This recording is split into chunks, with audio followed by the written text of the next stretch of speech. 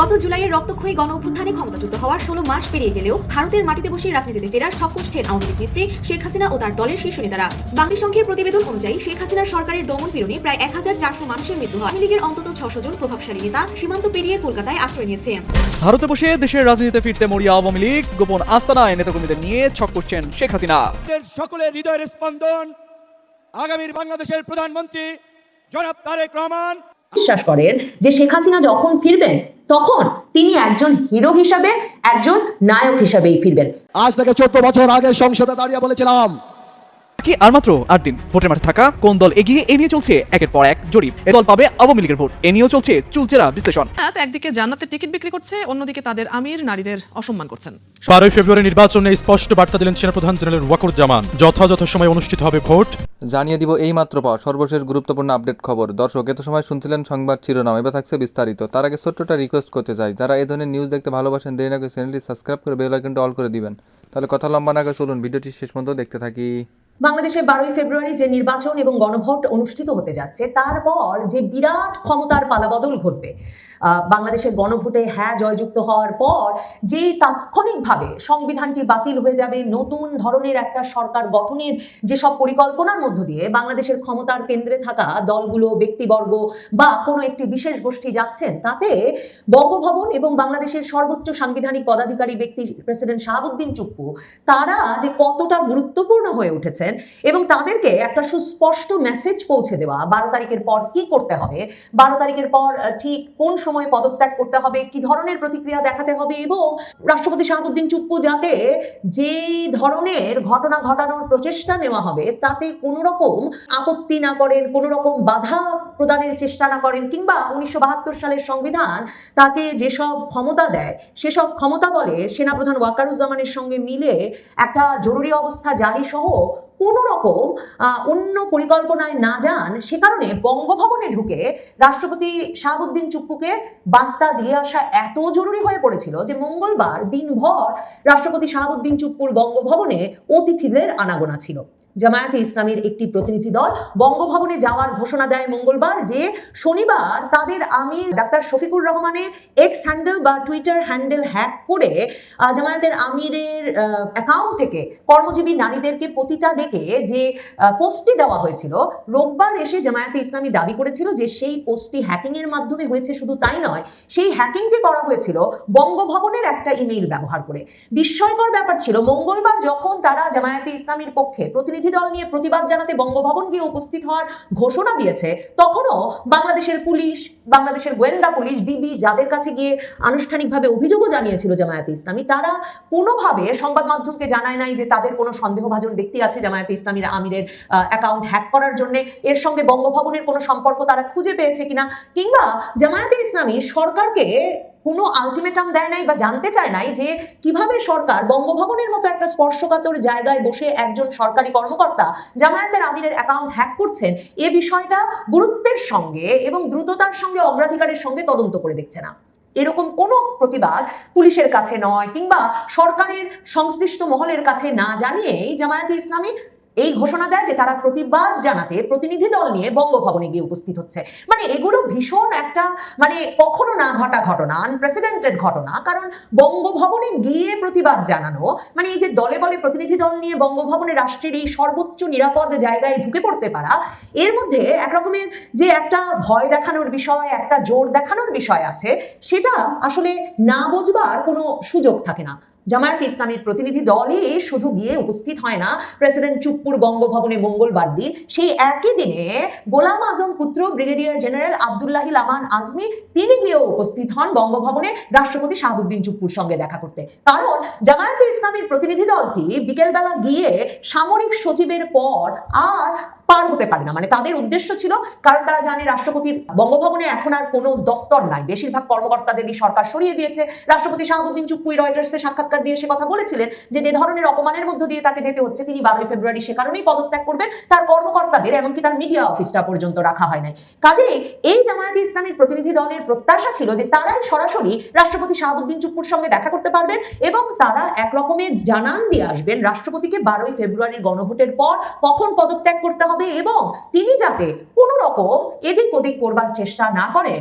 বাংলাদেশে যদি একটা বিপ্লবোত্তর জাতীয় সরকার বা যে কোনো নামে একটা সাংবিধানিক স্কোপের বাইরে গিয়ে একটা সরকার গঠিত হয়, সংবিধানে যে ধরনের সরকারের কথা বলা হয়েছে তার বাইরে গিয়ে একটা সরকার গঠিত হয়, কারণ অন্তর্বর্তী সরকার এরই মধ্যে ঘোষণা দিয়ে দিয়েছে সংসদ সদস্যরা প্রথম 180 দিন সাংবিধানিক সংস্কার পরিষদের সদস্য হিসেবে কাজ করবেন এবং বাংলাদেশ জামায়াতে ইসলামীর আমির ডাক্তার শফিকুর রহমান ঘোষণা দিয়ে দিয়েছেন যে নির্বাচনের পর তিনি তারেক রহমান বসবেন এবং তারা মিলে একটা সব দলের অংশগ্রহণে একটা জাতীয় সরকার গঠন করবেন।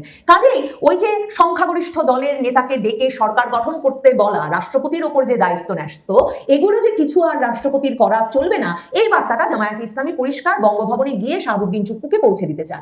কিন্তু সামরিক সচিবকে পেরিয়ে যেহেতু বঙ্গভবনে রাষ্ট্রপতি শাহাবুদ্দিন চুপ্পুর দেখা পান না জামায়াতে ইসলামীর প্রতিনিধি দলটি, যেই প্রতিনিধি দলটির নেতৃত্ব দিচ্ছিলেন জাতীয় নির্বাচন পরিচালনা ও ডিজিটাল ক্যাম্পেইন টিমের সদস্য ইঞ্জিনিয়ার সিরাজুল ইসলাম, তিনি তখন সামরিক সচিব মেজর জেনারেল মোহাম্মদ আদিল চৌধুরীর সঙ্গে সাক্ষাৎ করে তাদের অভিযোগ জানিয়ে আসেন। শুধু তাই নয়, তারা বেরিয়ে এসে বঙ্গভবনের সাথে সংবাদ মাধ্যমকে বলেন, বঙ্গভবনের সামনে দাঁড়িয়ে যে তারা 24 ঘন্টার আলটিমেটাম দিয়ে এসেছেন রাষ্ট্রপতির কার্যালয়কে, 24 ঘন্টার মধ্যে যেই কর্মকর্তা বঙ্গভবনে বসে কাজ করেছেন তাকে গ্রেফতার করতে হবে। কি তেলেসমাতি দেখেন!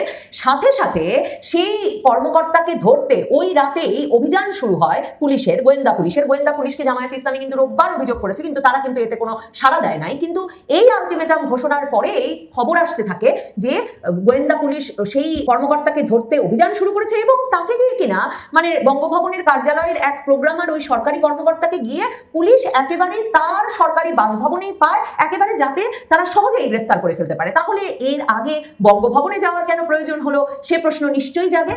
দেখেন, শুধুমাত্র জামায়াতে ইসলামীর এই দলটি গিয়ে সামরিক সচিব পর্যন্ত যেতে পারার পর এবং রাষ্ট্রপতি চুপ্পুর সাক্ষাৎ পেতে না পারার পর পুলিশের অভিযান মধ্যরাতের পর শুরু হওয়ার আগেই সেখানে গিয়ে উপস্থিত হন জামায়াতে ইসলামীর অত্যন্ত প্রভাবশালী একজন ব্যক্তি, মানে জামায়াতে ইসলামীর রাজনীতির গোলাম আজমের পুত্র ব্রিগেডিয়ার জেনারেল আব্দুল্লাহিল আমান আজমি। এবং ফেসবুকে আব্দুল্লাহিল আমান আজমি নিজে ওই পোস্টটি দিয়ে, যে তিনি মহামান্য রাষ্ট্রপতির সঙ্গে সাক্ষাৎ করেছেন, এই পোস্ট দিয়ে তিনি ফেসবুকে লেখেন, আজ মহামান্য রাষ্ট্রপতির সাথে সৌজন্য সাক্ষাৎ করতে গিয়েছিলাম। আমার লেখা বিভীষিকাময় আয়নাঘর, আমার বাবাকে নিয়ে সচিত্র প্রায় 2000 ছবি সম্বলিত বই, প্রেরণার পরশমণি এবং আমার বাবার লেখা আত্মজীবনী, জীবনে যা দেখলাম 9 খণ্ড উপহার দিয়ে এলাম। তিনি খুব আগ্রহ সহকারে নিলেন এবং উল্টে পাল্টে দেখলেন। উনার মূল্যবান সময় থেকে আমাকে অনেক সময় দেওয়ার জন্য মহামান্য রাষ্ট্রপতির প্রতি আন্তরিক কৃতজ্ঞতা জানাচ্ছি। আমার মনে হয় বাংলাদেশের কোনো সুস্থ মস্তিষ্কের মানুষ বিশ্বাস করবেন না ব্রিগেডিয়ার জেনারেল আব্দুল্লাহিল আমান আজমি যখন আন্তর্জাতিক অপরাধ ট্রাইব্যুনালে তাকে আয়নাঘরে আটকে রাখার জন্য সাক্ষ্য দিচ্ছেন, রবিবারে সাক্ষ্য দিয়েছেন, সোমবারে সাক্ষ্য দিয়েছেন, আবারও জেরার মুখোমুখি হতে বৃহস্পতিবার আন্তর্জাতিক অপরাধ ট্রাইব্যুনালে যাবেন তিনি। এরকম একটা সপ্তাহে তিনি শেখ হাসিনা সরকারের রাষ্ট্রপতি শাহাবুদ্দিন চুপ্পু, যিনি শেখ হাসিনার প্রতি অত্যন্ত অনুগত ছিলেন, যিনি নিজে একজন মুক্তিযোদ্ধা, 1975 সালে বঙ্গবন্ধু হত্যার পরেও বঙ্গবন্ধুর রাজনীতির প্রতি আনুগত্য এবং বঙ্গবন্ধুর সঙ্গে ঘনিষ্ঠতার কারণে তিনি জেলও খেটেছেন, এহেন রাষ্ট্রপতির সঙ্গে হঠাৎ করে ব্রিগেডিয়ার জেনারেল আব্দুল্লাহিল আমান আজমি সত্যি আয়নাঘরের বিভীষিকাময় আয়নাঘর এই বই তুলে দিতে আর মুক্তিযোদ্ধা শাহাবুদ্দিন চুপ্পুর হাতে গোলাম আজমের জীবনী নিয়ে বই প্রেরণার পরশমণি তুলে দিতে বঙ্গভবনে গেলেন, নাকি আব্দুল্লাহিল আমান আজমি শাহাবুদ্দিন চুপ্পুকে ভয় দেখাতে গেলেন যে তাকে এখন ঠিক যার সঙ্গে সাক্ষাৎ করতে বলা হবে তাকে তার সঙ্গেই সাক্ষাৎ করতে হবে, তাকে যে বার্তা পৌঁছে দেওয়া হলো জামায়াতে ইসলামীর তরফে তাকে সেই বার্তা অনুযায়ী কাজ করতে হবে এবং মুক্তিযোদ্ধা শাহাবুদ্দিন চুপ্পুকে মেনে নিতে হবে যে তিনি হাসি মুখে গোলাম আজমের জীবনী ভিত্তিক বই গ্রহণ করবেন গোলাম আজম পুত্রের কাছ থেকে।